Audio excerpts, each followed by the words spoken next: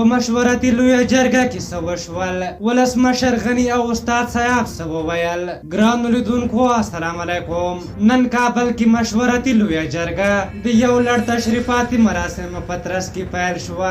جرګه به د سولې راتلونکو پړاوونو او 400 طالب زندانیانو په اړه پریکړه کوي. په جرګه کې 3200 کسانو ګډون کړی چې 200 خزینه دي. په دغه جرګه کې پروفیسور عبدالرب رسول صاحب وویل چې په هر قیمت چې وي نور باید د وینې بهېدل ودرېږي. استاد صاحب وویل چې د صحي وضعیت ښه نه دی، نو دوی پریکړه کړې چې د جرګې مشري به عبدالله کوي. وروسته عبدالله د جرګې د ریاست پر څوکۍ کېناست. دغه راز ولسمشر غني دغه جرګې ته په خپله وینا کې وویل که د وسلوالو طالبانو 400 خطرناک بندیان خوشي شي او د 5600 کسانو نوملړ بشپړ شي، نو د دوی د ژمنې پر بنسټ به په 3 ورځو کې بین الافغاني مذاکرات پیل شي.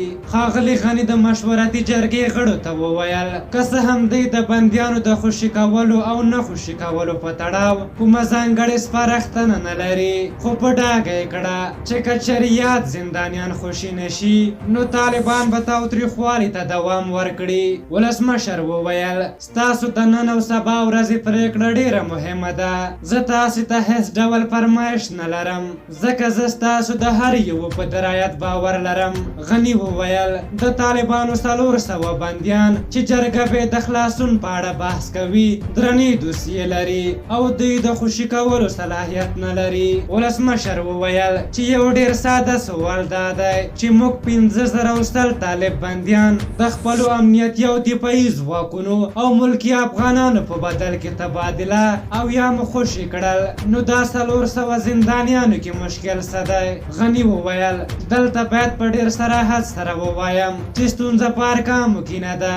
موږ په هغه توافقنامه کې چې د امریکا او طالبانو ترمنځ په دوحه کې لاسلیک شوی و طرف نه یو. په هغه توافقنامه کې ویل شوي چې د امریکا متحده ایالات به کوښښ وکړي چې تر 15,000 پورې طالب زندانیانو خوشي کولو ته زمینه مساعده کړي.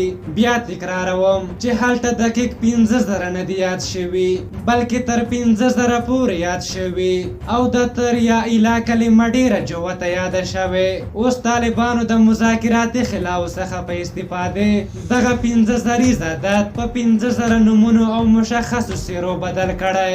غني وایي تر اوسه پورې چې موږ هر ګام پورته کړی سولې ته زموږ د تعهد او حسن نیت څرګندونه کوي. په داسې حال کې چې موږ د دوحې د توافقنامې په اساس د مذاکراتو د پیل مخکې د زندانیانو خوشي کولو په برخه کې هیڅ تعهد او ژمنه نه وه کړې، خو دا چې بیا مو هم 15,000 تنه زندانیان خوشي کړل دا سولې او د افغانستان راتلونکي ته زموږ ژمنه او تعهد ثابتوي. په هر حال تاسو د ولسمشر محمد اشرف غني د دغه خبرو او د دغه جرګې په هکله څه نظر لرئ؟ خپل نظرونه مو راته په کومنټ کې ولیکئ. که زموږ ویډیو مو خوښه شوې وي ضروري لایک کړئ. تر بلې ویډیو مو په لیو بخښونکي خدای سپارم. د الله په امان.